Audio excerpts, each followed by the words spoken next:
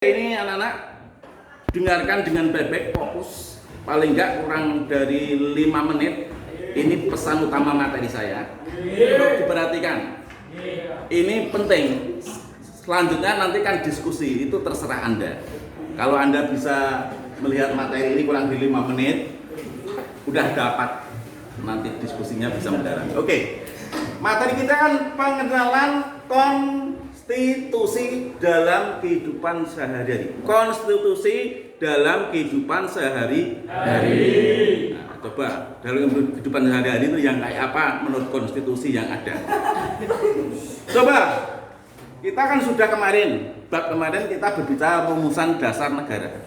Rumusan dasar negara itu yang membuat adalah tokoh-tokoh bangsa kita seperti Soekarno, Hatta dan seterusnya. Kemarin sudah kita pelajari. Nah, sekilas itu ya. Kemudian kita berjabarkan rumusan dasar negara menjadi konstitusi, yaitu wujudnya undang-undang dasar. Undang-undang dasar itu undang-undang hukum tertulis di Indonesia. Lah undang-undang dasar itu bisa tertulis, tidak tertulis. Yang tidak tertulis misalnya adat, norma, sopan santun, etika itu tidak tertulis. Ini namanya konstitusi. Lah konstitusi itu ada pasal dan ayat-ayat yang mengatur hubungan warga negara dengan negara. Warga negara dengan negara. Itu ya. Maka tujuan konstitusi yaitu menjamin, terutama HAM, menjamin hak asasi manusia atau menjamin hubungan negara dengan warga negara.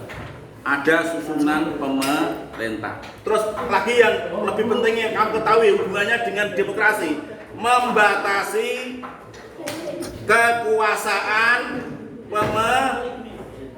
pemerintah. Kekuasaan pemerintah itu dibatasi. Loh kok dibatasi Pak? Iya harus dibatasi. Kalau DPR nggak masalah, nggak usah dibatasi. Tapi pemerintah harus dibatasi, termasuk presiden.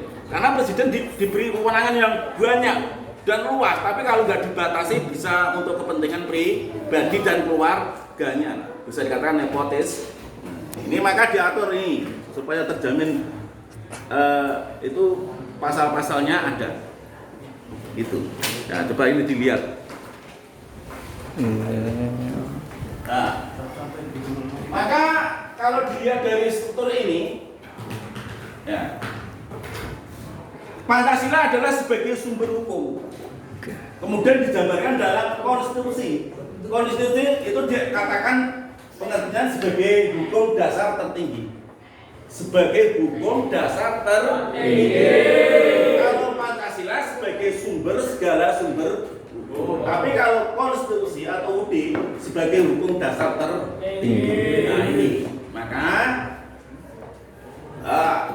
untuk warga negaranya dijamin di dalam pasal dan ayat-ayatnya. Ada mengatur tentang pendidikan. Ada, coba nanti ditarik pasalnya ya. Kita diskusikan pasal berapa ayat berapa tentang pendidikan. Kemudian ada tentang beragama. Itu nanti dicari pasalnya ayat-ayatnya. Kemudian tentang kesehatan. Sampai di mana pemerintah menjamin kesehatan warga negaranya?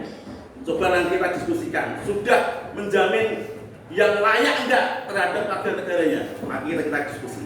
Oke, terima kasih. Materi kurang lebih 5 menit dapat diperhatikan dan nanti kita dalami untuk diskusi yang lebih lanjut. Oke, terima kasih.